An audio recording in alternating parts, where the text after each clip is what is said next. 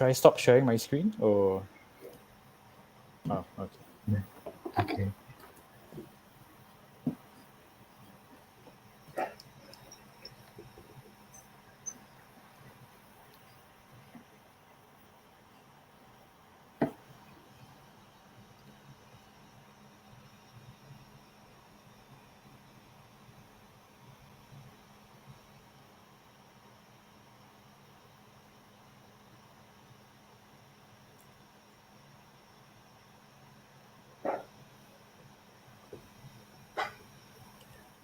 Okay, so hello everyone. Welcome to World Product Day 2020.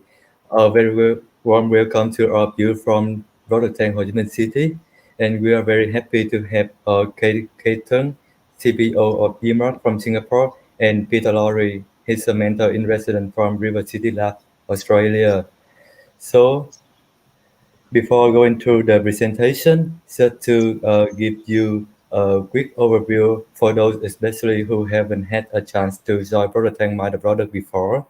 So 10 years ago, the product guys was pretty lonely, and we started the ProductTank community, and then we established the global My the product. And 10 years later, the product guy is not much lonely anymore. Now we have 200,000 members across 200 cities, and we have the best curated product content around the world, and we will serve that in the newsletter. And our member is growing every day. So beside that, especially for this year, because of the severe pandemic, we have been forced to cancel our Mother Product conference in Singapore in March. So as much as we try to stay ahead of the crisis, but the rapid development of COVID-19 has affected our little business and also prevented us from supporting the community. So we come up with the My the Product membership here. We hope we can continue to support our amazing community, and um, we hope that we can keep our meeting around the world free to attend in the future. We also have a conversation Slack which has more than 20,000 members, and we have a page for the recruiter to post the product job or for anyone to look for a product job. So this is your community. Let's get involved to speak, enjoy, and host our meetup. Today is the 10th anniversary of ProductTank. Happy World Day! Good. This is so entertaining. Okay, so for the ProductTank, it's basically an informal meetup for the product people and run by the product people, and it's happening worldwide across 200 cities with more than 200,000 members. And in our local chapter in Vietnam, we have been operating for 2 years, and so far we have a humble number of participants, like 1,700 participants and more than 11 meetups. And this is our team. We have Arturo, Chan, Chung, and Hung, and me, and for the agenda, it's rather simple. So at the end of its talk, we have a Q&A session. So in the Q&A session, you always try to post the question and share experience. Here you can see in your right side, we have a session for you to leave the question, but you need to log into your Google account first to post the question. If you use the mobile, it should look like this. And for the Q&A, just try to post your question and share your experience. So we will talk about that after the end of this talk. So always try, I want to notice that we always try to answer the question, explain the information, because it's not only me or the speaker talking to you and share experience, but also there is a lot of great people out there who could share their experience as well. So please feel free to ask questions and make use of that. So the first question may be, who are you, or from where you are currently watching, or which company you work for? Yeah, because in the end we want to know who are you, so we can talk to you afterwards. So So mention about your name, your company, or from where you are currently watching. So I would also like to talk about our partner who sponsor our event, KIO. KIO is a venture-backed technology which based in Vietnam, and it has a focus on building the impactful products. Key help the company to build the product from the earliest ideation stage to a full-fledged large-scale production. And tonight event team is about build products that matter. I will hand over the presentation to Keaton. Great. Hi. Can everybody hear me? On Thanks. for having me on this webinar. So it's quite unique. It's the first time I'm doing something online. So bear with me. And today the topic that I'm going to be sharing is about the outsider. Oops, sorry. The outsider advantage.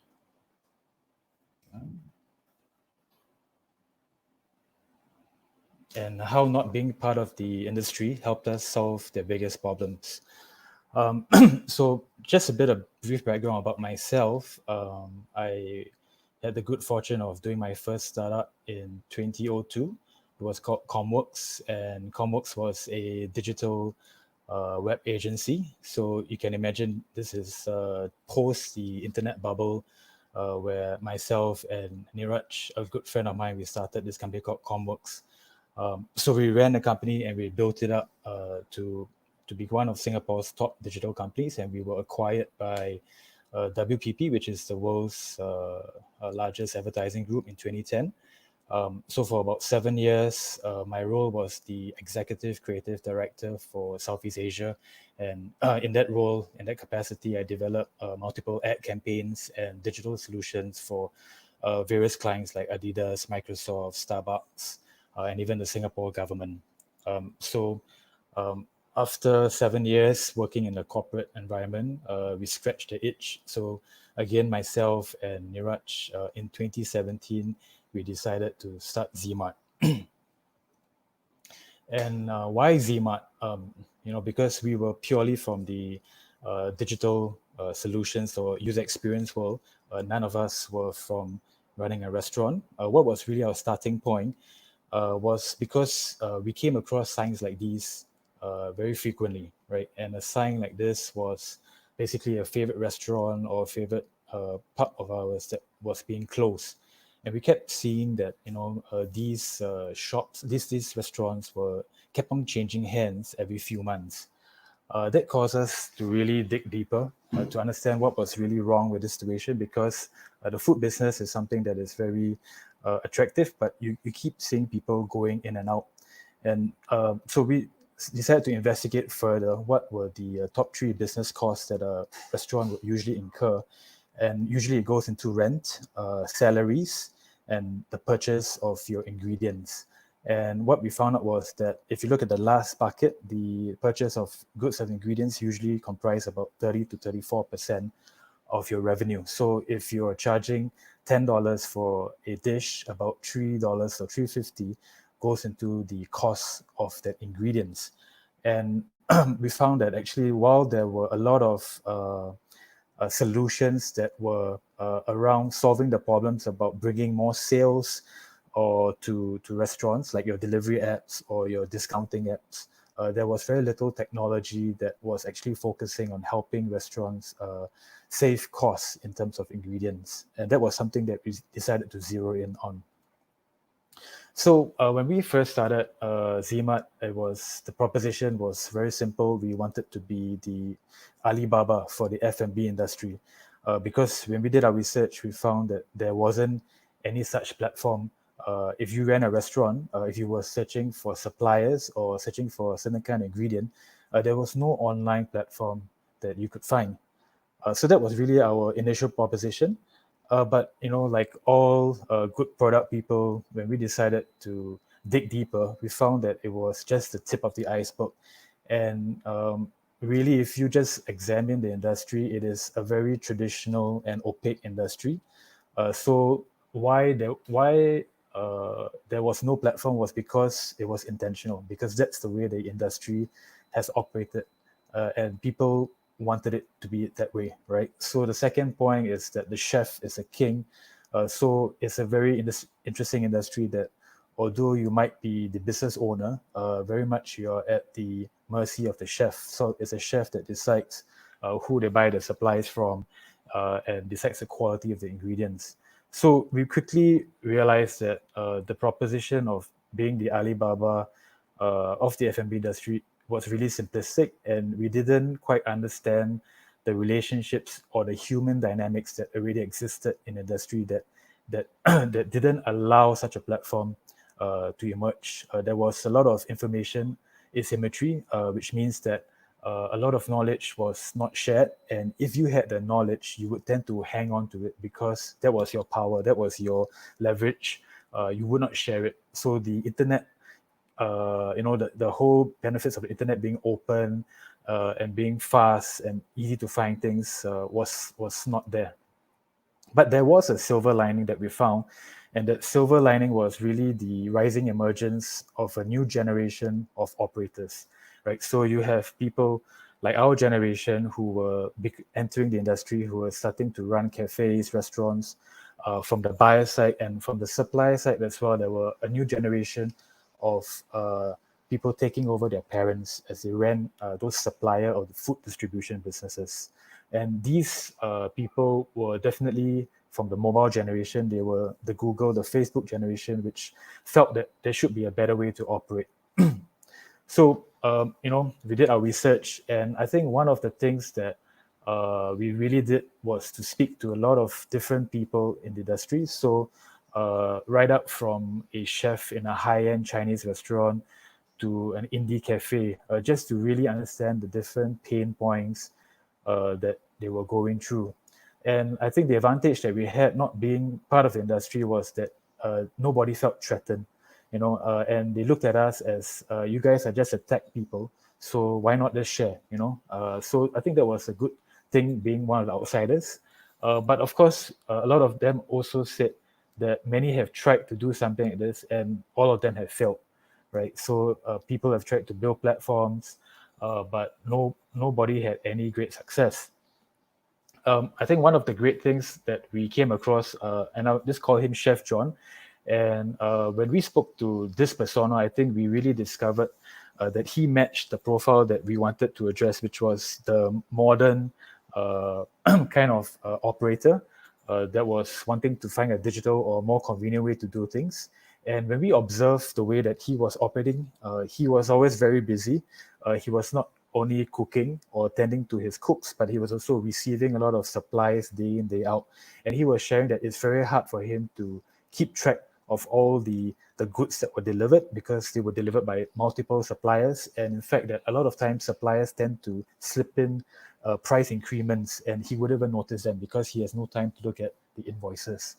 And that was really one of the pivotal moments where we decided maybe let's shift from thinking that ZeeMart should be an e-commerce platform to start addressing maybe more of a procurement platform. So this sort of infographic shows really the fragmented nature of the industry. So on the left, you have the buyers, and on the right, the suppliers. And really, there's no single platform or single channel that they all use, right? So some of the pain points that ordering from a buyer perspective is very unorganized. Also, many times you will notice that you're dealing with a very small business where everybody is doing multiple roles. So resources are very stretched, and they have limited financing options as well. On the right-hand side, we see suppliers where they still continue to do their sales through face-to-face, very little use of digital media. From a logistics point of view as well, every supplier has a warehouse, a fleet of trucks, and this was not being optimized. So a lot of times these trucks were not filled. And the payment collection was very inefficient. One of the things that you would note that this industry operates a lot on credit. So a lot of times there's paper invoices, and payment is not collected upon the delivery of the product. You have to actually collect it 30 days or 60 days later. So that was causing a lot of cash flow problems as well.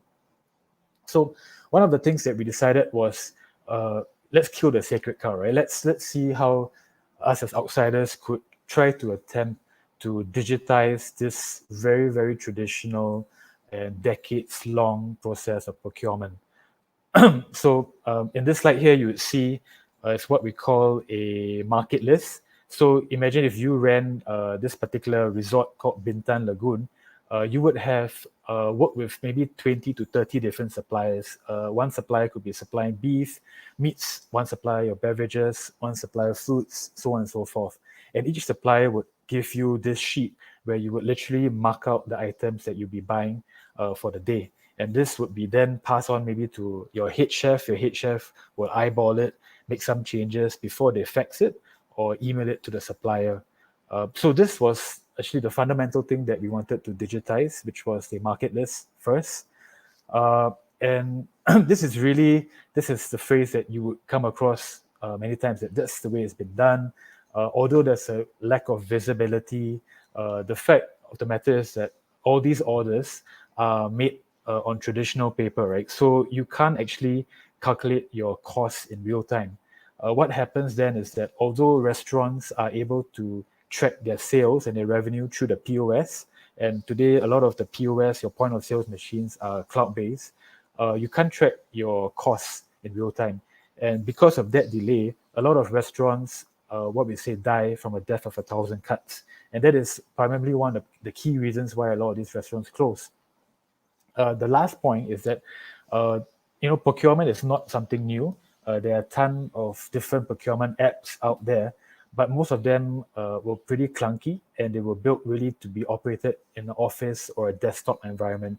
So it was really built maybe for the larger restaurant chains or the hotels, but not really for that cafe or that bar down the street that we see, right? So, so this was the solution that we thought would really address the problem, which was having a platform in the middle that really connected both the buyers and the suppliers together, right? And if you look at the different arrows, you would see that all this information will be structured, everything from prices to different order delivery dates. We can also use ZeeMart to issue an electronic invoice, and you can also allow the buyer to pay electronically. And this was really the solution that we pieced together, throughout the last 3 years by addressing each pain point as we came across it. And really, if you look at the bottom part, it was not about selling technology, but it's selling convenience. It's providing savings for both buyers and suppliers, and also to allow suppliers to grow, because like we talked about, a lot of these suppliers were really selling in a very traditional manner, and it was hard to attract people to also take on these jobs. So using technology to really target the buyers. So if you're, say, an Australian wine vineyard owner, you would be able to target an Italian restaurant instead of selling wine maybe to a Chinese restaurant. One of the things as well as, when we think about it, we didn't find any example of such a platform in the world when we first started. At least to us, we couldn't find anything. So it was a really scary thing for us. It can be quite daunting. We also decided to take a mobile first approach because of like what we talked about, the fact that a lot of the other softwares were very, very daunting to the chef, or it would just intimidated them that it turned them off. So we wanted to build something that was really as simple as WhatsApp. And it made a lot of sense because the chef is someone that doesn't deal with a laptop. They're using their phone. They're always on the go. So we felt that it made a lot of sense to build a mobile app. But when we first launched ZeeMart, as a POC, we did it as a web app that you could use it through your mobile browser. And some lessons that we learned from this point of the proof of concept was that, we came from an advertising industry, but we learned that, it's not about having sleek slides. It's not about going there with a PowerPoint presentation to the chef. It's really about just showing how easy it was to use. So we had to chuck all those sleek slides. It had to be something where someone could just pick up and use the app. There was no need for any training manuals. The boat in the river metaphor, something really important that we learned was that if a chef were to create an order, you just let the order flow to the supplier. There was no need for any kind of sophisticated approvals that we are so accustomed to in other kind of enterprise softwares. Designed for repeat usage because the chef is always placing a same order more or less every time to the same supplier plus minus 10%. Make it really dummy proof. So send them the information that they really need instead of them having to log in. If there's a price change, just alert them. We also learned that product photos were not important, right? So things we as consumers are so used to in the consumer world, chefs or even the cooks didn't require any product photos because they were so used and they were familiar with the items that they were buying. At the same time as well, we learned that we were a very business critical app. So unlike an e-commerce app that could be down, ZeeMart could not be down because if it was down, if the restaurant was unable to place an order to the supplier, that means that the supplier would not receive the order. That means as well, they would not be able to have the ingredients to cook or to prepare the meals for the day, and that would affect their sales. So that really also made us think about all the little intricacies and the fail safe that we had to cater for in case the order did not go through. One of the things that we learned as well as we did for the POC was to really sharpen our sales pitch and to figure out really who were the gatekeepers to want to be able to adopt a solution like ZeeMart. So that's really important as well because like anything that is really new or innovative or novel, there will be a lot of resistance from people, and really understanding who were the real decision makers is really important, and to be able to address your pitch towards them.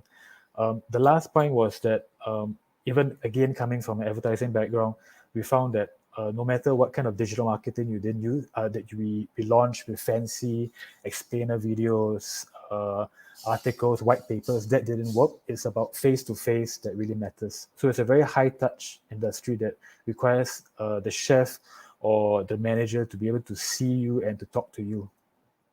So after the POC, 10 months later, we actually raised funds and we relaunched ZeeMart as a native mobile app, both on iOS and Android. So this is basically how the app looked like after we launched it.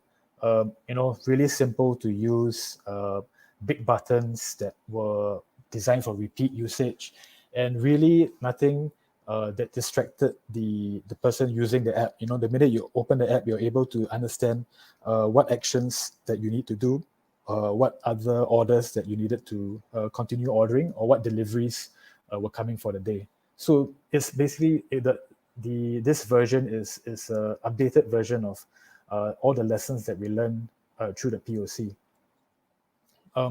Now, I think building a product is extremely challenging. But again, I think one of the hardest things that most of us would go through is how do you get more and more people to use a product? And that's really the next stage, right? So getting that traction, one of the things that we learned was really building the trust of our beta users and building that word of mouth, because like we said, it's not about the digital marketing, but this word of mouth is really important. Getting the chefs themselves or the owners to start recommending ZeeMart to other restaurant owners, and that is the most powerful endorsement that we can get. Fake it till you make it. A lot of times we didn't have a lot of features, but when you're like speaking engagements or startup events, present it like it's already been done, or it's like it's 2 weeks away from being launched, and that really, that's something that we all should do as well. A really interesting experience that we had was in one of these engagements, we got to get the attention of Coca-Cola. And I think looking back, that experience really, they wanted to work with us, and they gave us really a brain dump of the industry's problems and a really good sounding board. And it's something extremely priceless or invaluable because, again, being outsiders of industry, all that wealth of knowledge, you can't pick it up in a year or so. So I think working with Coke really gave us that opportunity to learn so much and to really really test our ideas with them. I would say use every kind of leverage that you have available. In Singapore, we were fortunate to strike a partnership with the authorities in Singapore, which is IMDA, and they are the lead agency which drives all the innovation. So having them endorse our solution was a real great leverage, a real great lever that we use to really drive the traction for ZeeMart. Project X, I can't reveal the name of the client, but again, a very huge learning curve that gave us a lot of exposure to a lot of use cases that allowed us to evolve the product really rapidly. So all these things, knowing when to beef up your sales force, and that's something that I think as product people, we also have to appreciate when to start hiring the right people to be able to spread the evangelism of your product. And you may not want to hire too early, but I think when you reach a certain traction or a certain maturity in your product, you need to start beefing your product team to get beefing up your sales team to get the product out into as many hands as possible. Again, as a B2B product, we started doing a lot of direct sales. Like I said, we had our sales force going out there, meeting one-to-one with the chefs, but that's not going to be possible if you're going to hit out to thousands of restaurants. And we evolve again from doing direct sales to indirect sales, which was working with key partners like Grab, which allowed us to really get the product into many, many restaurants. Also, I think one of the things that we are learning as well as we go along the way is that throughout the evolution of ZeeMart, while we were interacting mostly with chefs in the beginning, we started interacting with people from procurement, people from finance, and eventually the owners themselves. And we started building features for each of these stakeholders. So, that's a really good strategy as well to make your product be extremely sticky in the customer's hands. So because if you're just interacting with one stakeholder, it's easy for them to stop using your product. But if 4 or 5 different people from different departments extract value from your product, that's where your product becomes really sticky. These are some quotes from some of our key clients, and it's really important as well to be building up these case study videos, to be spreading the word of how good your product is. Really important because, like we said, this industry is a pretty close-knit industry, and word of mouth is very powerful.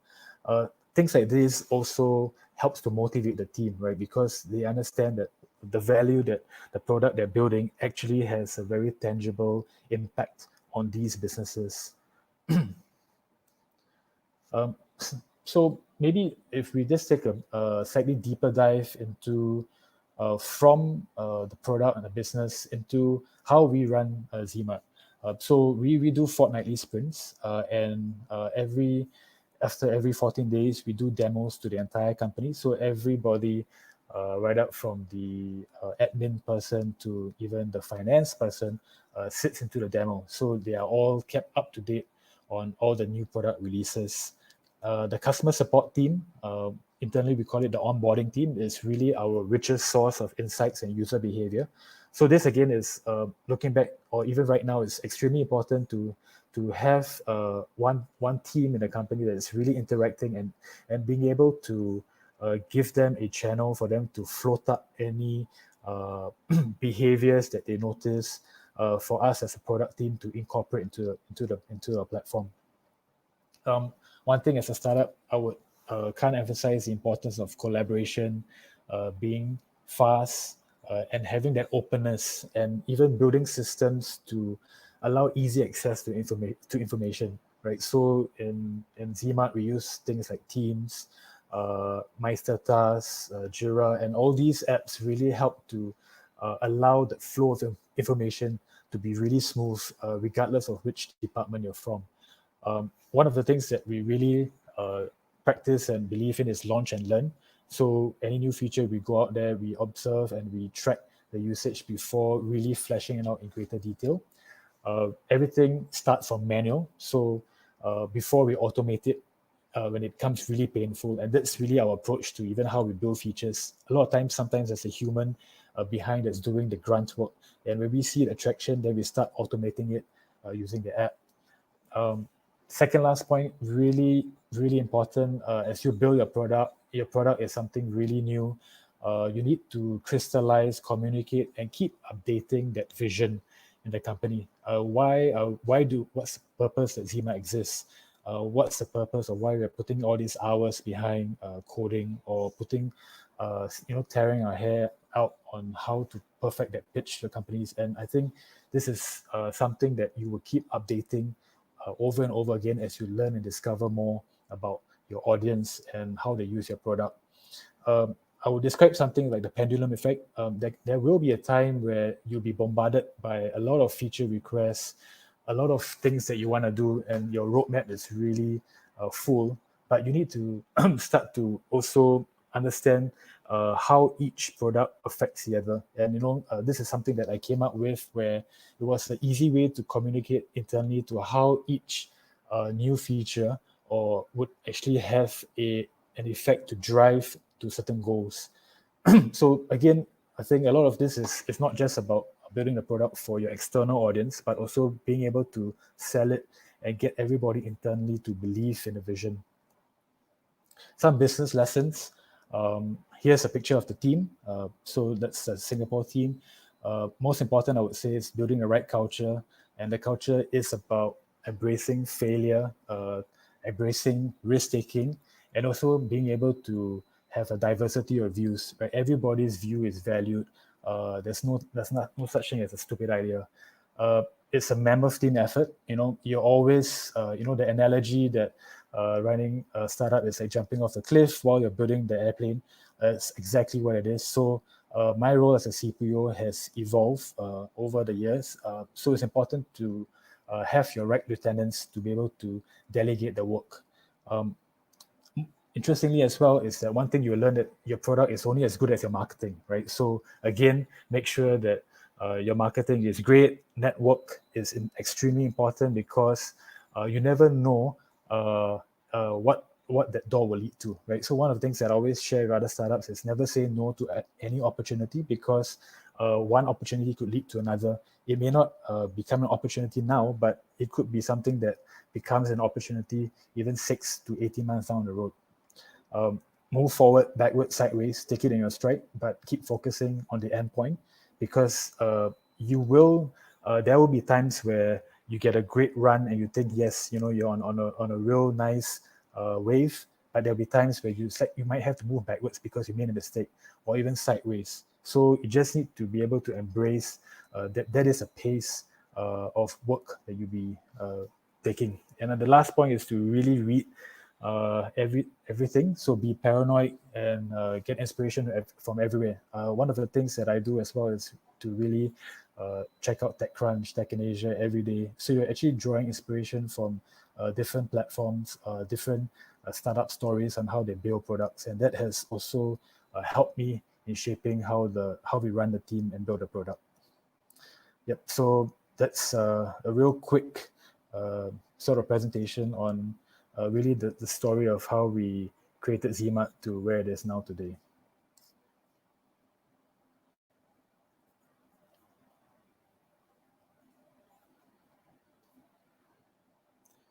Sorry, On, I can't hear you. I think your mic is on mute. Okay, yeah. Okay, so thank you very much, Kate. We are very enjoy the talk when you share your experience building ZeeMart. And we have some question in the feedback that we stated before the event. Sure. So yeah. So the first question for you is, so being an insider of the industry help us to discover the problem easier. How long does it take you to understand the traditional business, and how did you do that? Yes. I think one of the things that we had a bit of an advantage was because we ran a digital agency. So we are very used to approaching things from a problem solving point of view. And it maybe took us about 6 months. This was more like we were not doing ZeeMart full time, so we were still having our full time jobs. But I think over a period of 6 months, we really did interviews with a lot of different demographics, right? So like I shared, we spoke to a chef of a high-end Chinese restaurant. We spoke to cafe owners. We spoke to suppliers to really try to get a real good understanding of the problems that they went through. And also I think like what I shared, because we were not from the industry, nobody felt threatened in sharing how they didn't hold back their feedback. So that I think was it took us about 6 months to really narrow down which area that we wanted to solve in this industry. Okay, thank you, Kate. So there is a similar question from Kate.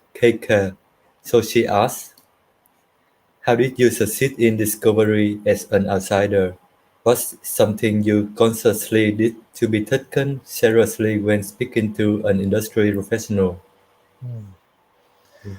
Um, I think the thing I will always say is to be extremely detail oriented, and I would don't underestimate these things, because even the discipline or the level of detail that you do in your presentations. So because in Singapore there's this thing called Block 71, where there are a lot of startups that are based, and there's a lot of opportunity to present to the community. And I think even before we had a product, we used to participate in a lot of these talks, and we would present our case, our deck, in PowerPoint. But I think being able to clearly articulate your problem and showing in a very rational and logical way why you felt that this was a problem and how you think your solution could broadly solve this. If it makes a lot of sense, I think people will take you seriously, because they feel that you have done your homework. Yeah. So I think another very easy tip is to make sure your slides look good. So while I shared that to our actual user, like the restaurants or the chefs, they were not impressed by your PowerPoint slides. But I think it's a very different audience when you're presenting to investors or to the startup community, or even to people in the media. They want to see that you have a nice, slick presentation, and all these things matter to how they perceive you as a startup. Thank you, Kate. Just another question from the comment section, also from KK. So Sure. she asks, as a business critical app where failure is not an option, as you mentioned in your presentation, so was the product strategy mainly waterfall or agile? How was the product team? Did you have one structure? Yes, it's definitely agile. Um, I mean, I think it's when we look back, even now, it's about 3.5 years since we started. The product it seems like it's so logical now. When we present it, like, wow, everything fits in so nicely. But the truth is, on day one, we didn't have such a nice story to tell. But I think that as long as you have that approach of solving the more painful problems for the users first, you will eventually uh, build that trust. So um, I would say that because we had a very strong onboarding team as well in ZeeMart, so it's not just about a tech company, it's not just about the product team, but we had also what we call a customer success team. And these people were really instrumental in making sure that the users were comfortable to use ZeeMart. So they knew them on a personal basis. In fact, they were on WhatsApp with them. So any issues that the chefs had, they knew that they could just text us. So I think that's really important in knowing that when you roll something out, it's definitely going to be buggy, right? It's never going to be 100%. But we had the trust from our beta users and the belief that we were very sincere in wanting to solve these problems. And eventually, you will get to a very smooth state. It will always be rough at the beginning, but I think, like all things, you will get to understand the landscape, and you would know exactly, get more familiar, knowing which things are extremely business critical, which you cannot screw up, and which things that your users will give you a bit of slack to screw up. Yeah. So the way that we structured our product team, um, we initially didn't have a product manager. So the product team was mostly developers. But then as we grew, we acknowledged that we needed to have a product manager in to start actually organizing the user stories and the sprints. So again, it's always don't expect things to be really organized and structured on day one. You have to build that structure that you think is most suitable for your company as well. Yeah. Okay, thank you. Okay, just a compliment from another audience. He said that thanks Kay for sharing. We currently having some issue on getting the traction from the early stage of the MVP. So he said he will try your advice and see how it. Yeah, I mean, it's amazing, right? I mean, even when we think back from having our first customer that used ZeeMart to now we have like 1,000 plus different restaurants that use it in Singapore. Is no one gets to 1,000 like day one, So it's really about having the faith in your product and building that trust, and you will get there, Yeah. Yeah, see. So another question from you, Jin Q. So he introduced himself. Hey, nice to meet you again, Mark here from Brunei. We recently met at Asian Current Startup. So he want to ask you, how do you decide on pricing the new products? How do I? Oh, Design, pricing. Yeah. pricing. Um, I think it's really also it's a bit of you need to calibrate that pricing. For us, I think as a startup, in that sense, we do have the fortunate part of the first few years is really about building uh, that product market fit, right? So even our investors that look at us, they are assessing us based on whether there is really a need for your product. So we had the good fortune of not actually having to charge for ZeeMart and to drive for traction purely. So that was really our experience. It may not be the same for everybody. Of course, now that we have reached a certain traction, we are looking at pricing in for certain value-added services that we're going in. So maybe just to share, like say in ZeeMart, now that we have built that great healthy traction every day, there are people placing orders. We are starting a way to like an e-commerce marketplace where we have all the data that we know what our buyers are buying, and we are able to actually offer them cheaper products from certain suppliers. So I think for us, the monetization also evolve as the product evolved, as we understood our users more. And that's also because truly there isn't a precedence for such a product, right? So like what I shared, I mean, now we're discovering there are similar products in the US, but when we started out, there was no model to follow. And really, for us, it was just about getting people to believe in using the product.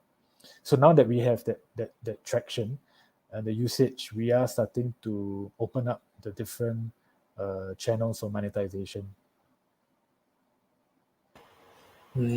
I see. So there's also another related question, like could you share what you did to improve the SOP, the standard operating procedure? Yes. So I think one of the points I shared was that everything is done manually first before we automate. Uh, it might be a very clumsy way, maybe, but I think it works for us. So uh, again, the SOPs are built. We have, I mean, of course, there's a from a top level point of view, there's an approach to how we organize things. So I think one of the greatest, I mean, one of the good tools that we use is Meister Task. So it's really a Kanban system that allows us to track how we would do anything from pre-sales to signing up a customer to onboarding, and then to start tracking the activity on the platform. So broadly, these are the main sort of phases that we would have, but individually in each little phase, we would start to develop and define the SOPs as we go along. Yeah. So again, I think one of the key things that is to actually have to empower your staff with you have to trust them that they will be able to solve this. So give them the time to make mistakes, right? But then they also know that they need to figure it out quickly.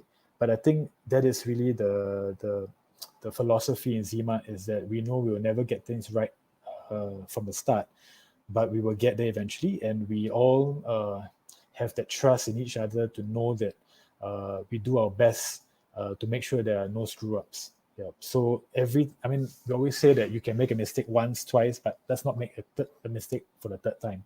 You know, we should learn it by the second time, not to repeat the mistake. Oh, that's right. So it seems there's only one question for you.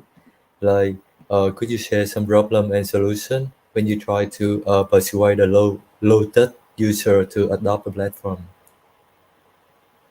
A low tech user, is it? Yeah. Okay. Mm, I think one of the stories that the sales team always shares is that while we built ZeeMart for, like we said, the modern, very mobile savvy user, we have a success story in like a 70-year-old lady, uh, and she is the procurement person for the coffee shop, one of the coffee shops in Singapore. So maybe very simple things that we do is that although Singapore generally is English is primarily used, the app is available in Chinese, in Malay, in Hindu. We even actually have a Vietnamese version, a Bahasa Indonesia version, and we even have it in Arabic. So I think one of the things that we learn is to make it very familiar to the user, so that they don't feel intimidated by using the app. And I think I would say is something is as simple as giving them holding their hands to make sure that if they do have any issues, we're just a text away. And these things actually, from a human point of view, is very powerful, because if the user feels that you are sincere in wanting them to really adopt your product, they will try their best. And we keep hearing sometimes, oh no, there's the older generation won't be able to, they're so used, it's hard for them to change their habits. But I think also being able to be very upfront with them. So one of the things that we always tell our new customers is that, okay, for the first 14 days, you're probably going to be really stressed, or you might feel very uncomfortable. But we tell them it's only natural, because you're starting to shift from a behavior or something that is so familiar to something really new. But I think being able to address it up front, telling them that expect it to be difficult, but after 14 days, trust me, it's going to be smooth. And we've had so much success with that. I think when they hear that from you, they also feel that they will give it a try. Yeah. So I think it's a few things. One thing is about the human thing is extremely important, especially for our industry. They need to know that you're sincere in wanting them to adopt the product. The other thing is also being really upfront with them, and sort of mentally preparing them for that bit of craziness that they're going to go through for the first 14 days. But then after that, everything's going to be smooth, because many people like you have gone through that journey. I think those are the two things that can help them to overcome their anxiety. Right. Yeah, thank you so much. And we still have another question from Jin Q. He want to ask, Sure. yeah, have the COVID situation affected ZeeMart business? If so, how do you pivot around it? I think that's a good question. Yeah. So I think everywhere the food industry is one of the biggest industries that have been impacted. So ZeeMart, obviously, we've been really impacted. And in fact, we've seen a huge dip in terms of the orders that go through the platform. However, I think we look at this as it is a bit of an opportunity for us, because we are actually working on a lot of new features so that it will be ready when the market reopens. And a lot of these new features are designed around helping our restaurants to save more on their ingredients, right? So we talked about all the data that we collect. We're able to aggregate the demand. We know what is the collective demand of, say, chicken wings in the east of Singapore. What is the average price that they're buying it? And all these things, to be honest, when pre-COVID, we didn't have the time because we are always putting out fires, right? We're trying to service and onboard as many customers as possible, but we're using this period right now as a bit of a hibernation to start really aggressively pushing out these new features and signing up suppliers so that when the situation improves, we are ready with a very wide range of items in our marketplace and with the right data to be able to sell to our buyers for them to switch to some of these suppliers. Of course, I would say that it's not only about business, it's also about helping our customers. So we have worked with a few partners to help our restaurants to embrace digital marketing. So you would see that I think maybe in all around the world, there's been a bit of a backlash against the delivery platforms because they're taking too high a percentage of commission from the sales. So we're helping also some of our restaurants to be able to move online, to be able to set up online shops for customers to be able to place orders with them digitally. So we're still helping them in that sense to be a business partner for them to overcome some of these difficulties as well. Yep. Other things that we're trying out is to also allow some of our restaurants to sell items from suppliers. So they become like mini supermarkets that allows them to also now expand their menu items and also to help them service their customers better. All right. Thank you so much, Kate. And thanks so much, especially sharing your experience because ZeeMart is also one of the business that is heavily affected by the COVID pandemic situation this day. Yeah. And I hope other business can learn from it as well. So we are very happy to have you here. And Yes, I think we would want to move to the next speaker. sure. Yeah, so thank you very much, Kate. Yep. Thank you, everybody. Yep. Yeah, thank you. So the next talk is belong to Peter Lorry. His topic is about how to build and how to work out what product you need to build. I will hand over to Peter.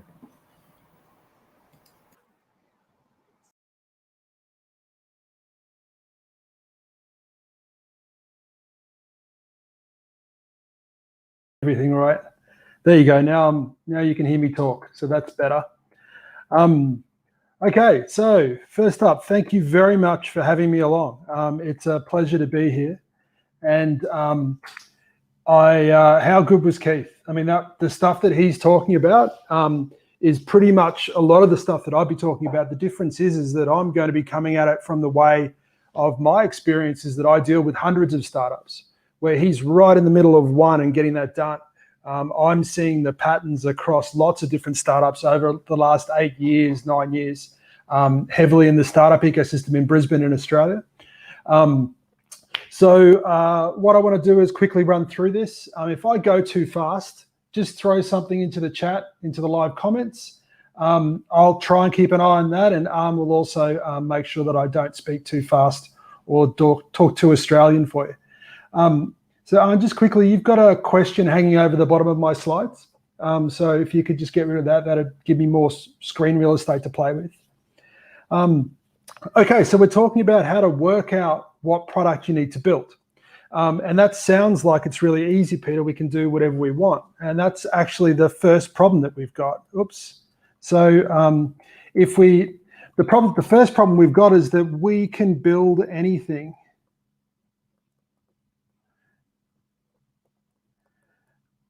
So if I've got a laptop and I've got a mobile phone, I can put together something, I can put together it quickly, I can push it out to the Play Store, I can do it as a progressive web app, all that sort of stuff. And normally we were constrained by what we could possibly do, and now we can do almost anything. So we've removed one of these constraints, but we still have resource constraints. So we're still, it's hard to talk and write at the same time sometimes. We still have a resource constraints that we need to deal with. And the two biggest one, especially when we're talking about new ventures or startups, the first one that everybody thinks of is money. And that one's not quite as hard as you'd think, but it's still a hell of a resource constraint to work with. The other one, and this is the real kicker, is time. We don't have time to waste. We can probably find more money if we find the right thing, but we don't get time back. We can't get more time. So one of the things that we need to be optimizing around is time, right? And then you say, well, that's easy, Peter. What we'll do is we'll build the perfect product. Oops, there's no bottom on, yeah, there we go. We'll build the perfect product, right? And that's a bit of a problem as well, because the perfect product is a lie. There's no such thing. And part of the reason is that everything's changing so quickly. But the other part is that you've got so many different potential customers and they all want something different. It's impossible to put it into one product. So you're always going to have to make this trade-off and find a way to make it work. Now, the next problem that we've got is that nobody actually wants a product. And what I mean by that is people don't have this innate need to buy a website or to buy an app to do this thing. That's not the missing hole that they've got in their person. What they're missing is a solution to the problem they've got, right? So what they actually want to do is they want to buy a solution or they want to rent one. They've got a problem, they've got a puzzle they need to work on. They want that solved. The way that they talk about this in marketing is that nobody wants a power drill. What they want is a whole bunch of holes over the wall where they want the holes. And if that's that they need a power drill to do it, that's how they'll do it, right? So now we're at the fourth one now, and this is the last one. And this one's a really, really interesting thing, especially when I'm dealing with a lot of startups and a lot of people that are looking at lean startup and business model canvas and all those sorts of things. And it's basically this. So customers lie. Right? You can sit down all day and ask them all these questions about it. Well, they don't really lie. What they don't is they don't really know. Okay, so they don't really have an understanding of a few things. The first thing they don't really understand, they don't understand what they want.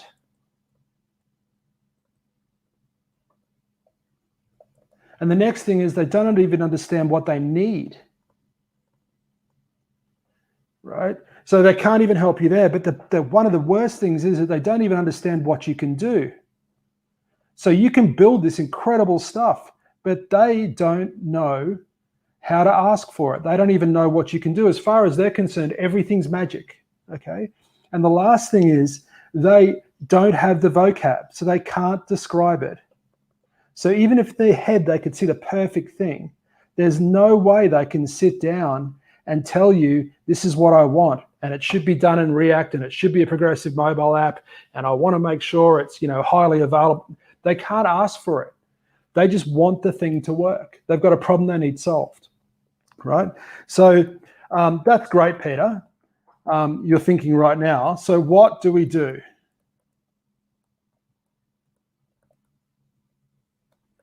Right? And this is where I spend a whole bunch of time talking to new ventures and startups about, given that all that's true, even if it's not perfectly true, I think it is, but it may not be.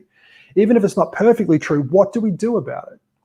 Well, and I'm going to take you through how we talk and how we go through working this out. So the first thing is that we've got this, we're here, right? As a new business, as something that's starting. So a new venture or a startup. And you've got this vision for the future where you'd love to be. And if you could snap your fingers and go from where you are to where you want to be, you'd do exactly that. But that's not the way business works. It's not the way product works. And as someone with a deep technical background, it's certainly not the way that development works. So what you need to be doing is building the smallest possible thing you can to work out what you should build, whether you should build properly or what you should build properly. So you do this thing in here, which is the smallest possible thing that'll let you work out what's actually you should be building. And everybody who's watching this now is going, yes, Peter, we know this already. It's called the minimum viable product. And that's right, it is called the minimum viable product, but there's a problem. And the problem is that as a species, humans across the board, everybody I've spoken to about this and everybody I've read about, we are bad at MVPs. We're bad at the minimal part, we're bad at the viable part, and we're bad at the product part. We're bad across the board. And the really big reason is because when you're thinking about building this product out here that you've got a perfect vision for, you want to build as much of it as you can before you show anyone, right? You want to, so it needs to be perfect. It needs to have the right colors. It needs to have the right drop shadow, all that sort of stuff, right? And what that means is that when you show them and they tell you it's the wrong thing, instead of saving a whole bunch of time by writing it properly, what you've actually done is only saved this and wasted all of that. Okay? Because what you could look back from here, when you look back from there, back down what you were doing, you say, okay, how could we have done better? You'll find out that you could have built an MVP that could have told you that that was the wrong thing, but only spending a week or only spending 2 weeks. Now, it wouldn't have looked beautiful, and we'll talk about how you get around that in a minute, but you'll find out you could have found out quicker. So what you can think of when you're doing this new product development, when you're putting them out there in front of your customers, is you're trying to work out whether you should build it. You're not trying to build it off the bat. So what happens is you validate that, and there's a 2-hour presentation in validation. But you validate that, you take it to a customer and you ask them to pay for it, and then you say, give us the money now. And if they start to back away, they're just being polite. But if they grab the money, then you know they're in for it. Okay, so you've got to validate properly, but we could talk a lot about that maybe in the questions if you wanted. Right? But what happens is you find out that they actually don't want this at all, and what they want is that. And you, because you haven't wasted a lot of effort, you kind of go, okay, righto, so let's build the next MVP out that way. Okay, and then you validate again. And now what happens is they go, look, I feel embarrassed, but this isn't, I don't want that either. But now I understand the question you're asking me. I know what you're asking me, and I know what you can do. And we've thought about it, and this thing up here, you should build that. That's what you should do. If you build that, we'll buy it. Cool. So you build that one out that way, and you ask them again, is this still what you want? And they say yes, and you build that. And you go, oh, good, right. So you validate again. And they say, yeah, Peter, we would have bought it, except what happened is Google just released something there, and we're going to use them. It's like, okay, so let's not compete with Google yet. Let's run in that direction. Okay, and then you go again, and you might catch up to where you want to be, but it doesn't mean that you're done yet. What it means is that you're tracking really quickly. So when someone asks you to do that, you can do that. Okay, so at each point through this, it's call your shot, execute, call your shot, execute, call your shot, execute, call your shot, execute. Okay. So it's the same process over and over and over again. And this is really interesting, especially for anybody. And we had a question before about Agile. Is that you actually, if you have a look at what this looks like, so you collapse each one of these things down, you're there, you call your shot, you execute, you deliver, you come back, you go again, you come back, you go again, you come back, you go again. And that looks really familiar, right? Especially if I put a retro on it, okay? Now, this is really interesting. So given that we can't work out the perfect spot to be, what we can do is focus on this skill here. And what that actually does is it makes your business or your product development, the part of the business, actually it's across the entire business, it makes you robust. Okay, so it doesn't matter what happens to you. And the way that I like to draw that is instead of having this beautiful product out here that everybody's working really hard on, trying to polish it and change things, what you're actually doing is you're working on the business that builds the product, okay? Because you're going to be building it lots, okay? And so that's, there's a couple of interesting things from this diagram. So the first one is that, let's pick the right color. So the first one is that it doesn't really matter how well you define that vision for the product. And Keith was talking about this before. It had to be good enough, but it didn't need to be perfect. You still need to talk about it because normally there's a big mountain in the way and nobody wants to climb that mountain unless there's something cool on the other side, okay? But it doesn't really matter if the actual product you have to build is any of these things, because the first step up this way is pretty much the same. You've got to do the same thing. That's our first step, okay? Now, the other cool thing is it doesn't really matter where you are when you start because you're going to be following your market in and you're going to end up in the same spot or somewhere equally as good, okay? So now instead of it being an exercise and working out how to get ready and then aim and then fire, it's now ready. Oops, let me spell it properly. It's now ready, fire, aim. Okay, which is really good because we can get started. And remember that one of the things up front was our most valuable resource is time. So we can start using that straight away rather than using it to make the product really pretty. Okay, now there's a problem here though. And the problem is that we're super sensitive to how well we aim. And the way that we aim is actually with an MVP. And remember what I said before is that we suck at MVPs. Okay, so we've got to really, really focus in on them. And if we'll leave it for one of the questions actually, because I don't want to chew up too much of our time. But if you want to go through the way that I teach MVPs, I'll happily do that for you. But we'll talk about what an MVP needs to do. So what we were talking about before is that the MVP that we've built is really about learning something, right? So it's all about learning. Okay, so what we're trying to learn is, should we build this? We don't know. So what we need to be doing is thinking about a way to work out that information, but not spending a lot of time, or money or any of the resources we've got, okay? Because there's other resources as well. And we talked before about building this MVP, okay? Now what we're doing with that MVP though is we're buying information. So we're spending some money to work out whether this is the right thing to do. Now there's 3 outcomes from this, right? 2 of them are good. 2 of them are very close to being just as good to each other, right? Just as good as each other. The first one is we validate here and it's a yes. Absolutely, we should do that. So keep going. That's our first one, right? The next option, the next outcome, that's just a little bit worse. It's not great, but it's not as bad as you think, is don't build it. And the reason that's good is because we've saved all this time, right? We haven't wasted that time. We found out early. So what that probably means is we need to build something like that. Okay, so we go in that direction. So this is option 1, that's the outcome, that's excellent. Option 2 is the outcome there. The third outcome,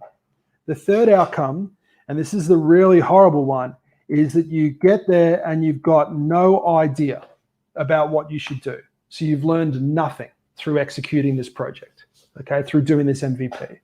And a lot of the ones that do projects around, oh, let's just make our onboarding quicker, or let's just make it prettier, can we make it a happier red, all those sorts of things, those tropes, right?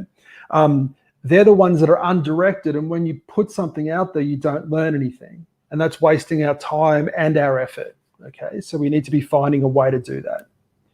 Now, one of the questions I normally get asked here, right, is, that's lovely, Peter, but what about customer expectations, right? And there was a question before saying that what happens when you take it in front of someone and it's mission critical, you've got to do this thing, right? And I'll put it to you this way, is that if you look at the actual, that's the wrong color, let's change the color on that. If you look at an actual product that's being delivered, so let's say that it's from 0 out of 10 through to 10 out of 10. Okay, and up on top, what we'll do is we'll talk about the customer expectations.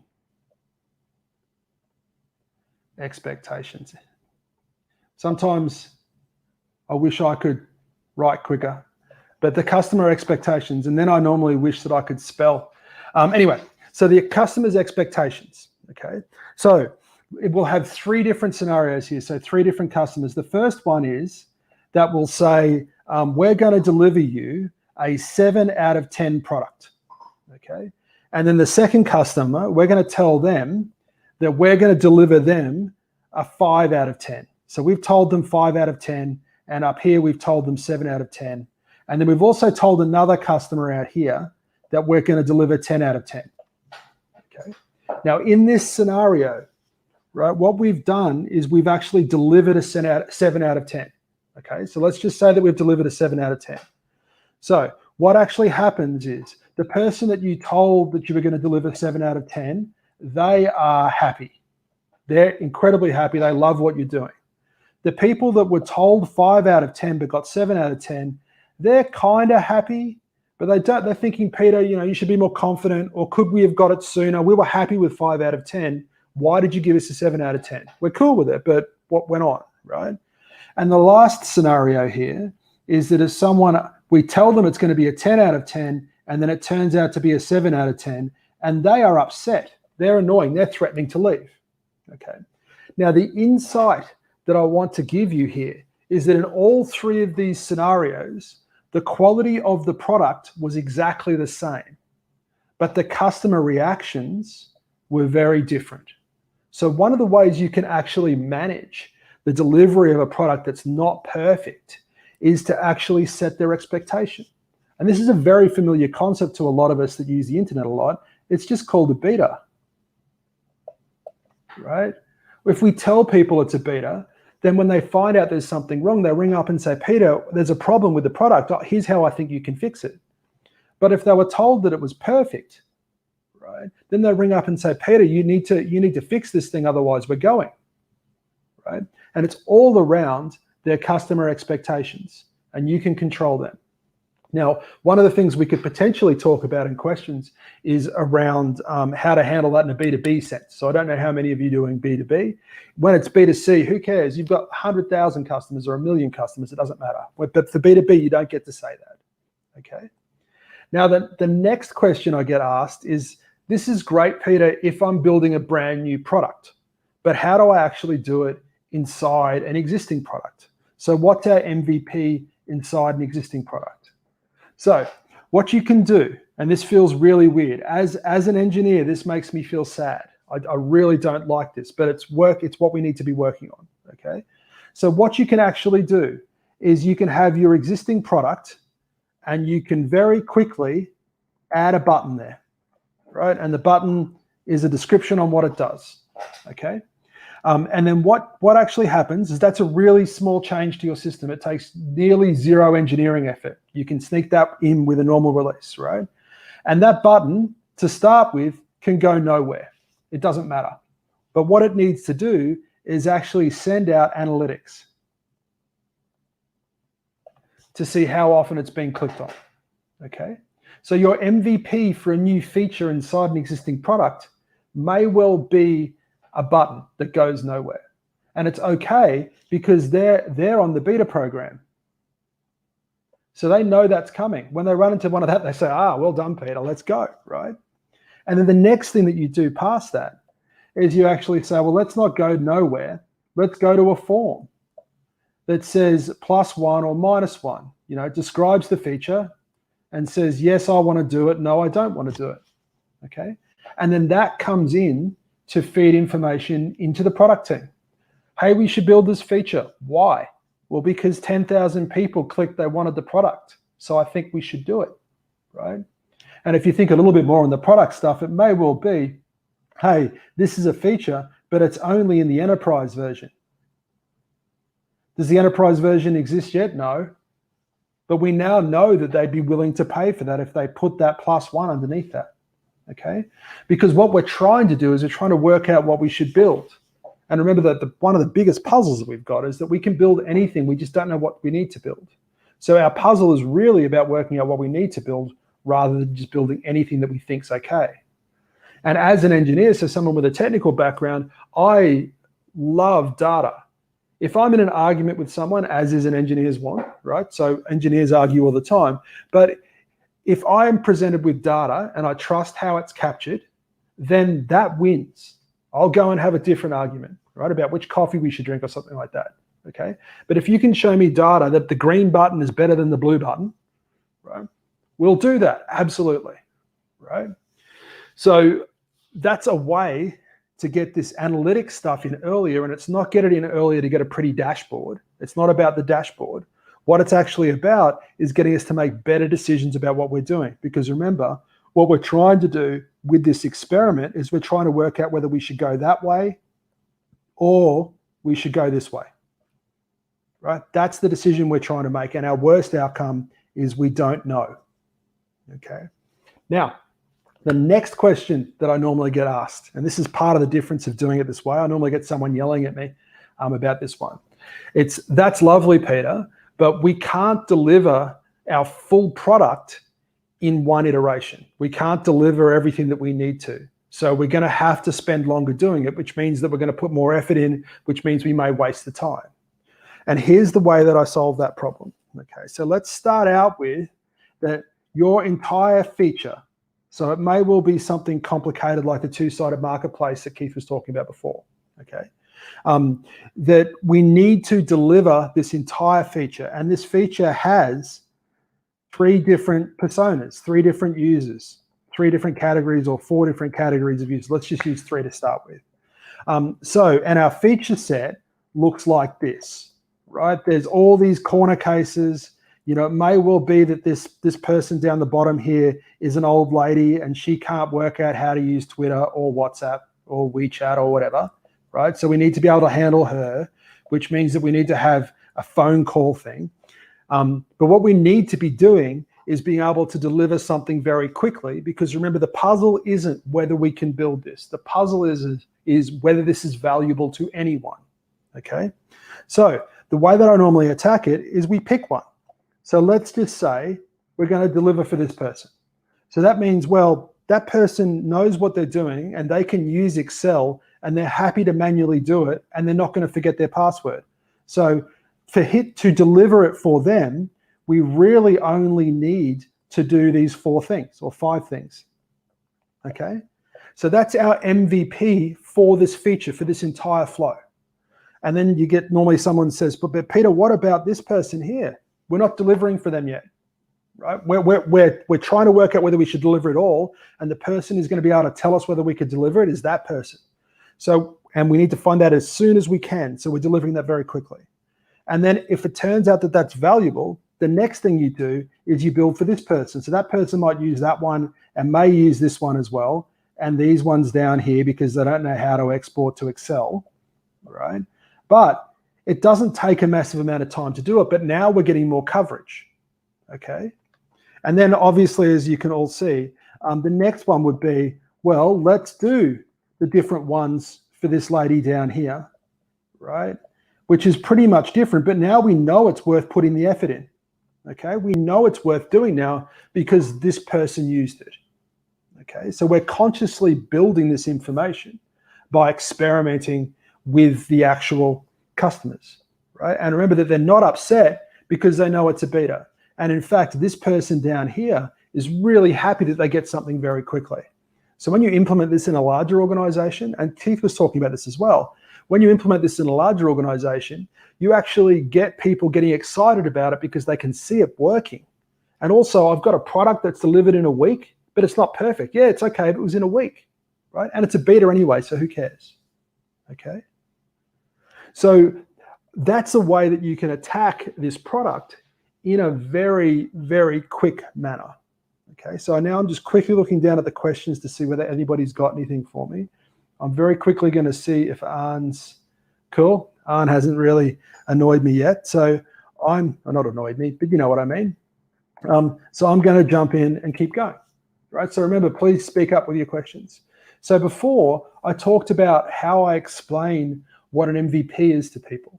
And you're expecting me to draw a skateboard turning into a scooter, turning into a bike and all that sort of stuff. I don't use that one because I can't draw a car to save myself and I find it a little bit embarrassing. So what I actually use is an analogy which is about a bridge. So if you think about there's a bridge, so the river's going down that way, and you've been asked to build a bridge across this river, okay? And if you're a good civil engineer, you say, right, how much money have we got? $20 million. Okay, $20 million. That means that we can build a 3-lane concrete highway, maybe a 2-lane concrete highway across there. And because we've got $20 million, what we'll do is we'll incrementally deliver it. So each part of this is perfect, okay? And now if we stop here and think about what we've got, at the moment we haven't got a bridge. What we've got is a wharf or a pier. And it's not until we put that last little bit in that we find out if anybody wanted a bridge here. And the way that I normally explain that out to people is that if you think of value versus time, so value up here versus time. And for this particular one, it's nothing, nothing, nothing, nothing. Gee, I hope they wanted a bridge here, right? That's risky because you've wasted all this time and money and you don't really know if anybody wants it. Now, if they do want it, you're very lucky and you've done it very efficiently. But the problem is that you don't really know, right? And for some people, that's really hard to hear, that they don't really know what the answer is, especially when they hear it from a mentor or a coach or an advisor or an investor, right? Because they don't really know either. They've got good theories, but sometimes that information comes from a time when there was no mobile phones. They didn't exist. So it's from something 10 years ago, okay? So you need to critically analyze the information you're getting, which is part of why we're going through these models. Now, the agile way of delivering this stuff, right? The way of actually jumping in and doing it in an agile or a lean startup sort of way is to actually do the rope bridge first. That's not the color I wanted. The rope bridge first. So you literally just throw a rope bridge across, right? But Peter, nobody's going to use that. Well, some people are going to use it. Everybody who's 15 years old and under, they're going to run across it. They think it's great. But what actually happens is people who really want the bridge but are not going to use a rope bridge line up here. And that's your signal to build the bamboo bridge, okay? And then some of those people will cross over. So they'll use the bridge and they'll pay for it. And some other people will line up and say, hey, we like it, but bamboo bridge isn't going to work for us, right? And that's your signal to build the wooden bridge, okay? And then the same dynamic happens again, and that's your signal for the steel bridge. And if more people line up and say, yes, cross there, and more people cross over, then that's your signal to build the 2-lane concrete highway. So now if you look at this one in value versus time, it's rope bridge, bamboo bridge, wooden bridge, steel bridge, 4-lane concrete highway. And then you say, Peter, but you've taken longer and we're trying to look after time. That's one of our big problems. Well, kind of, right? We've probably spent more money doing that as well. But what we've actually picked up are these decision points here. Because it may well turn out that a steel bridge is good enough. So guess what you do there? You stop. You don't need to build the concrete highway. Nobody extra wanted the steel bridge, just leave that one in there, okay? Or it may well be that nobody even wanted the wood bridge. Then pull the whole thing down, don't do it, okay? So you've picked up these points of optionality in here to work out whether you should continue, okay? So in this, the purpose of the rope bridge is to work out whether you should build the bamboo bridge. The purpose of the bamboo bridge is to work out whether you should build the wooden bridge. And the wooden bridge, the steel bridge, and the steel bridge is the highway, for 2-lane concrete highway, okay? Now, clearly the rope bridge is not part of the steel bridge. It's throwaway. Its value is about working out whether we should build a better one. So just throw it away. It doesn't have to be there. So that means that you can write it in anything. It can be a prototype if you need to. But one of the things I'll call out with a prototype, one of the things that I'll call out with the prototype is one of the things, especially product people, and especially product people with a design background, they make it look way too pretty, right? Too pretty. It's pixel perfect. It looks at it, and guess what sort of feedback you get from a perfect prototype, a perfect fidelity, high fidelity mock-up?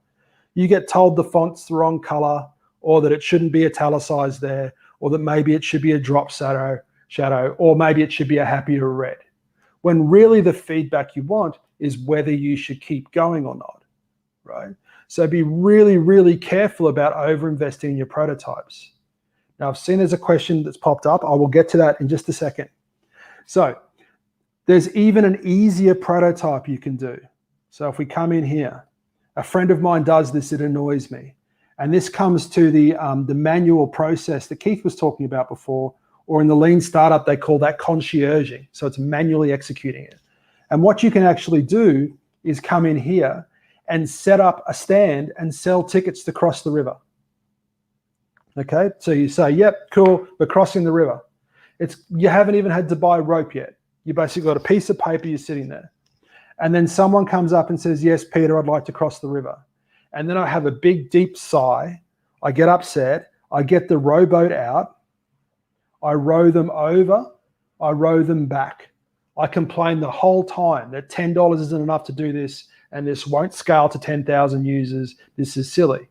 But what I've actually done, and this is why I loved it when Keith said it before, what you've actually done is you've worked out that someone wants to cross the river there, and you also not know what's involved in getting one person across the river. So now you know your requirements, okay? And my friend, this annoys me even more, what he does, his minimum one, so for a product, is he'll sit down and write one sentence that describes the product, and then he'll put it into Facebook as a Facebook ad, okay? And then what he'll do is he'll put $100 on that ad, or however much money, depends on how good he's been that week. He'll put that much money on there, and he'll measure how long it takes to go. When you click on the ad, it doesn't even go anywhere. But if it takes 20 minutes for that to go, he says, that's a good MVP. I should build the website for that, right? But if nobody uses it and it takes 2 weeks for that money to disappear, then don't do it. Don't build it. Remember, and that's the thing that we're trying to optimize, not about whether we can build it, because I'm pretty sure we can build anything. But what we're really trying to work out is what should we build? And this is one of the ways to find that. And especially because of product people, and it's actually anybody to do with startups at all, one of the big puzzles that everybody needs to get over is this customer expectation part. That's the release valve. And if you're talking to engineers about getting them to do this stuff, the way that you convince them to do this is you say to them, building 11 out of 10 is really easy. What you do is you start work, you turn all the dials up to 11, and then you run out of time and you deliver that. Okay, that's how you do 10 out of 10 or 11 out of 10, right? But the engineering way of doing this, the harder thing to do is to consciously deliver a 5 out of 10. So not a 4 out of 10, that's under quality, not a 6 out of 10 because that's a waste of effort. We don't know whether we need to do that. But a 5 out of 10 on time, on budget is very, very hard, right? Really, really hard. Okay. So let's have a quick look at the question. How can you spot the people who are waiting for the bamboo bridge and steel bridge? A lot of times they just observe and we don't know that they're there. Okay. So one of the ways, I mean, obviously there's community and customer engagement. So you need to be, the bit that I love about this, and this is where I start to get a little bit zen as a mentor. The bit that I like about this is this question means that you're going to solve it, just the fact that you've asked it, okay? Whereas before, you weren't even looking for it. So what it'll be is there'll be two sort of differing ends. There'll be people from this end who hate it, and there'll be people from this end who love it. And then there's this massive area. Oh, that's horrible. Hang on. There we go. Massive area in the area in here, which we could probably just summarize as meh. Nobody cares. Okay. So you should be looking for the people who absolutely love it, right? Because they get it. They understand it. They get it. They understand it. So you should be finding them. And then you also should be talking to these people. They're the ones who hate it. But you know what? There's a lot of emotion tied up in hate. They hate it probably because it didn't do what they wanted it to do.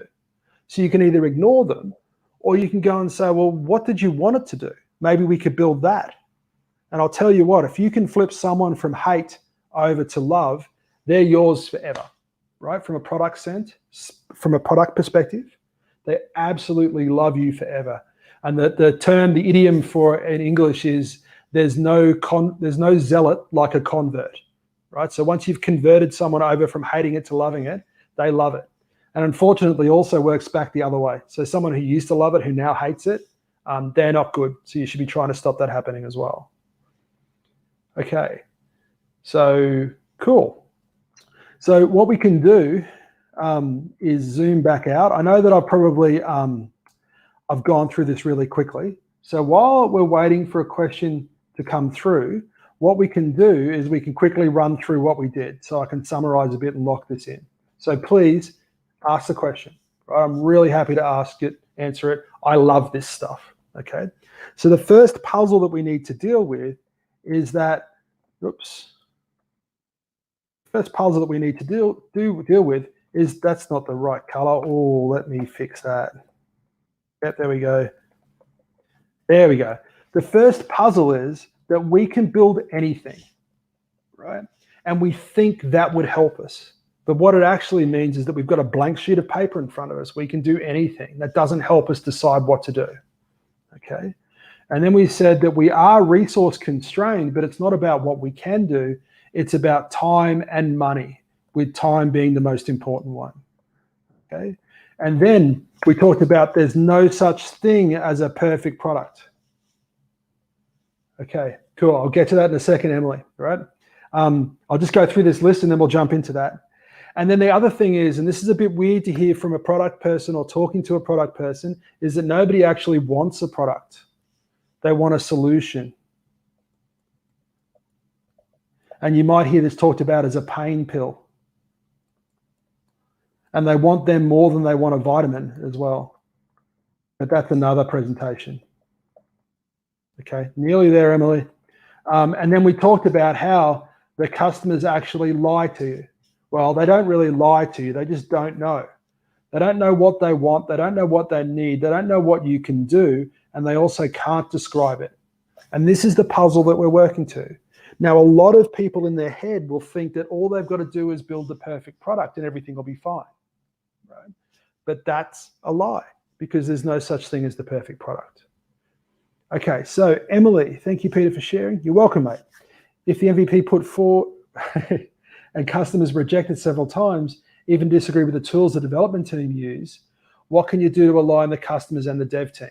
Okay, so first up in this, why does the customer care what the dev's done? Right? So I'd be trying to not have that conversation with them at all, right? Because remember, they don't really know what they can do. Now, sometimes it's hard to walk away from a customer like this, but if they're prescribing how you should build the thing that you're trying to build them, they may not be the right customer for you. And then what we can do is talk a little bit about the dev teams as well. I spend a lot of time with dev teams. If you look at my LinkedIn and Twitter, you'll find me doing a lot of presentations around that. But if we just talk about the customer stuff, and forgive me for using this because I know that most of you will be across this, is the technology adoption process or the diffusion of innovations. So, and if you've heard the term early adopter before, oh, geez, I'm getting good at doing that. Sometimes I get really happy. But anyway, so you've heard the term early adopter before, and that's these people. Let me just get through this. These people in here, they're your early adopters. Oops.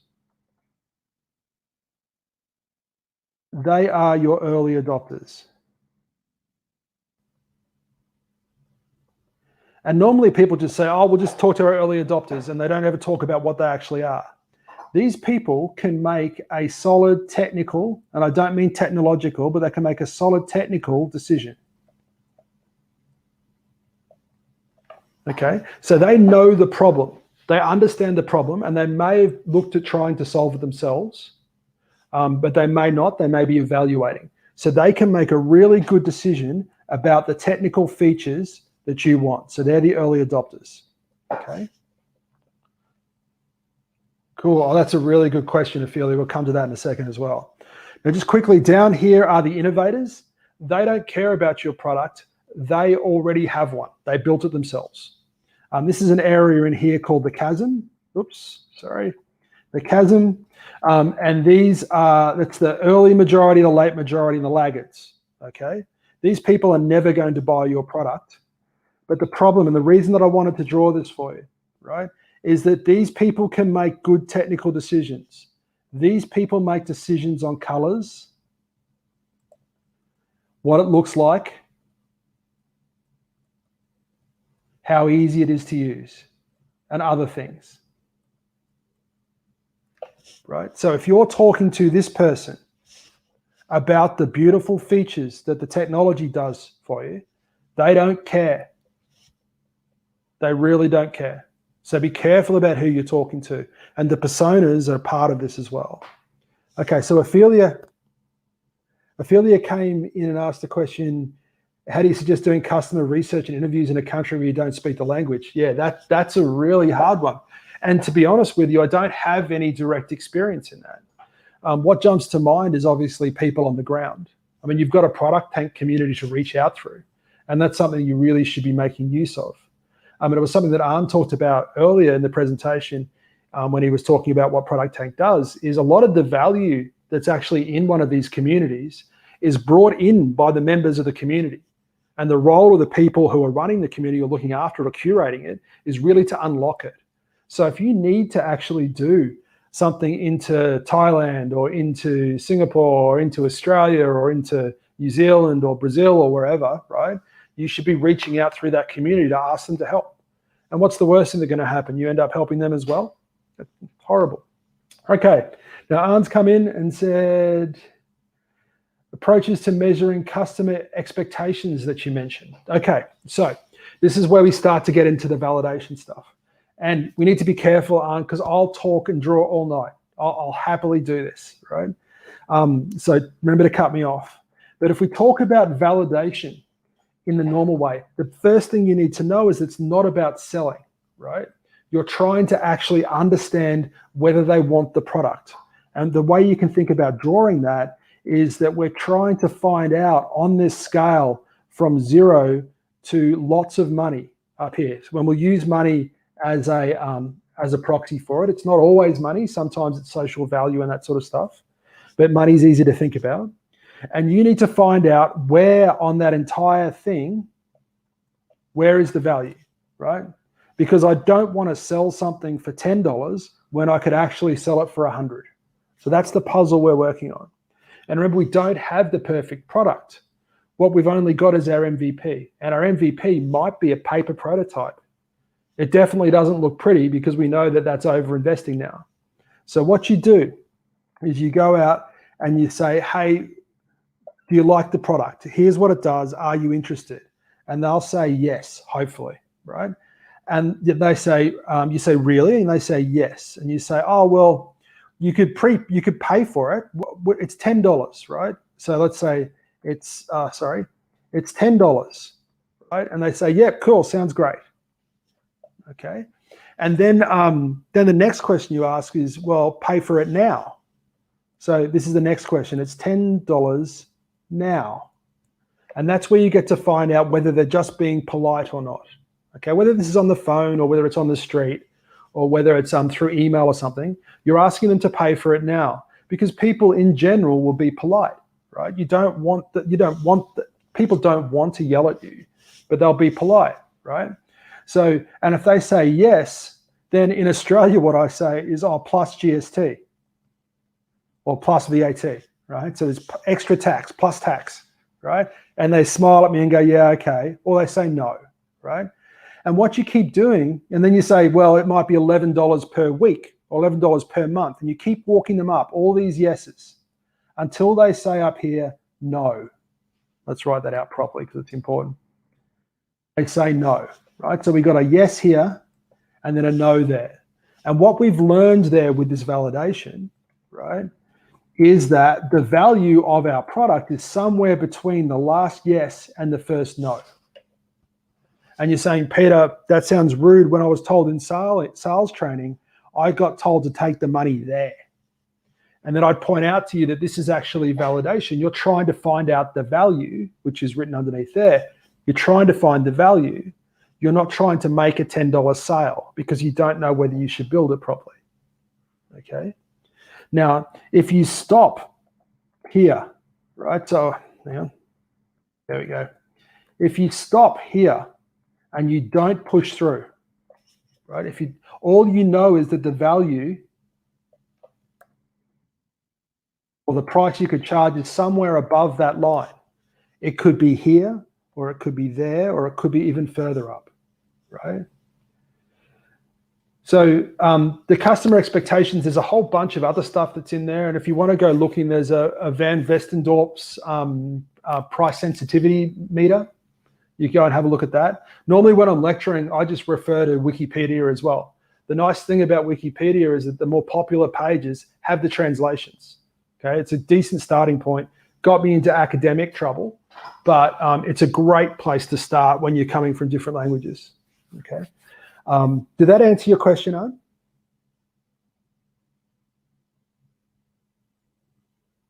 Silence. Cool. Okay. There's a little bit of more I could talk about if you want it, but I think that we're going a little bit over. Here he comes. Excellent. Yeah, Peter, we still have another question from Keika. She asked, Okay. do you have any tip on how to spot a problem that's worth showing? Right, I missed that one, Keika. Okay, so yep, that's one of the hard problems. Now, the way that I talk about this when I'm talking about it, this is a really common question as well, is that one of the ways to think about what a startup's doing or any new product doing, it doesn't have to be a startup, is that you're looking for desirability. So you're looking for desirability, okay? Oops, yeah. Now, we're not, so that's what people want, or from our perspective, it's what we should build, right? Now, should's a loaded term, but it's what we should build.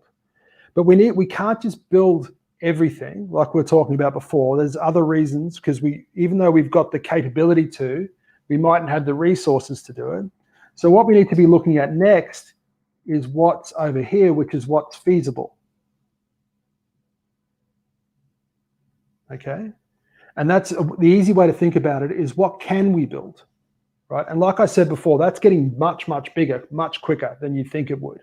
And actually what people want is getting much bigger very quickly as well, right? Which is an interesting way to think about it. Now, normally we're talking about trying to find the magic thing in here, which is product market fit. Well, that's where I draw it, okay? So it's something that's both that people want and that we can build. Right? And the example I normally use is a rocket ship. So let's imagine that you can build a rocket ship and you do a customer interview with me and say, hey, Peter, would you like to buy a rocket ship? And the answer is yes, I very much would like to build a rocket ship. So what we've done is we've found something in here, and that's good, but we're not done yet. So we know that the way that you pitched it, right, and the way that what you can build is going to work. I see your question, Zach. We'll get to it in a sec. So what we need to be thinking about, though, is what will people actually pay for? And the way that comes, oops, is that the right color? I think so. That'll do. There we go. What we're looking for, that's a horrible circle. I'm working with design people. I got to do a decent circle. Down here is viability, right? And the way that you think about that is whether what's worth it, or will they pay for it? Okay. Now, when we put the rocket ship up here, we really, really hope it's in the middle of all of them. But let's run through that, right? So, hey, Peter, do you want a rocket ship? Yes, I definitely want a rocket ship. Hey, that's great because we can build a rocket ship. Cool. So product market fit. The next question will be, Peter, can you pay for the rocket ship? It's time to pay now. And I kind of go, oh, how much? And they say $50 million. And I say, well, guess what? Doesn't matter how much I want it, I can't pay for it. And then you say, well, what if we put leather seats in, or what if we put Spotify in it, or something like that? What if we do these things, right? What if we add extra stuff to it? And it doesn't matter how many extra things you add, I can't pay for it, right? So it's not there, it's actually up here, right? Actually up there. So what you need to do is find a way to move it into there, or you can move the line up, right? So moving it into there would be dropping the price. But if you drop the price too much, I'm not going to use it as a rocket ship because it's too cheap. It won't fly. I don't trust you. I don't want it anymore. And moving this line up is the same way as changing a business model. Okay, so an example of moving that line up would be saying, well, Peter, instead of buying it, would you rent it? Well, yeah, I would rent it. How much? $50,000. Oh, now we're talking.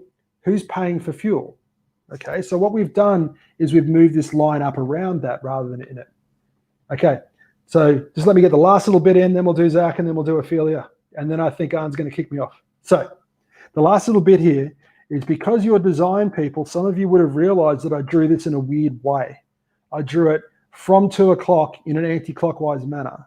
And that's because this is actually how business model canvas is laid out. I'm not a massive fan of business model canvas, but it's a good place to start. So up here is desirability. And then over here is feasibility. And then underneath that is viability. And just to prove that I know what I can actually draw it. So you've got your product, you've got your customers, you've got your channel, you've got your resources, okay? And then you've got your, sorry, not your resources, you've got your customer relationships. And over here, you've got your activities and your resources and your relationships. And you're also part of your product sitting there. And then underneath that, we have cash flow in and cash flow out, okay? Right. So that's a jumping point out to business model canvas, right? And some people find it much easier to talk here to start with before they get all the weird logos in there. Okay, Zach. You're welcome, Zach. Happy to do it. If you build an MVP, start having paying customers, how do you go through the pricing validation increment you just spoke about? Yeah, it's a really good question. I can talk a lot about that. Let me just have a look at Ophelia's to see if it's a quick one. Okay, yeah.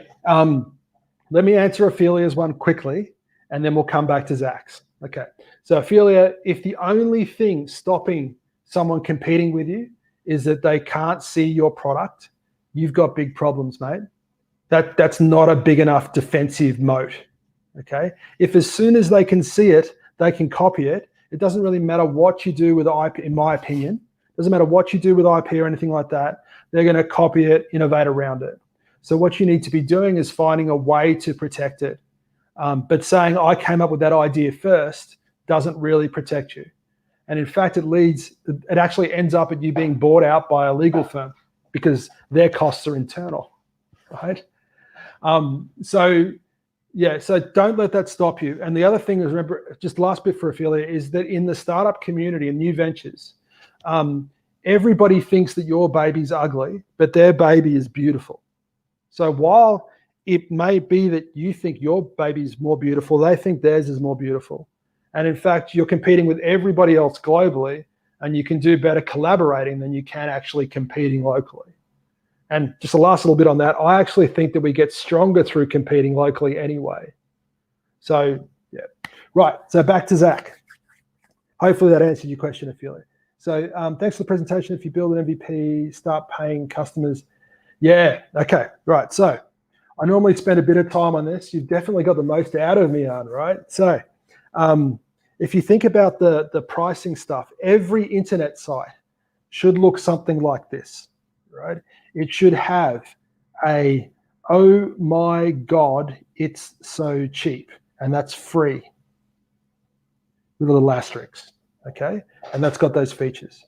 And then the next thing it should have is a sensible purchase, and that's most popular, and that costs $10 per month or whatever, and it has these features.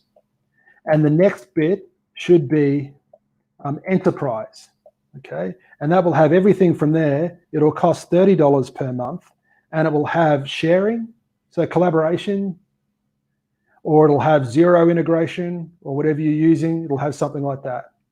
Now, most sites have that. The next thing I'd encourage everybody to have would be a call us, right?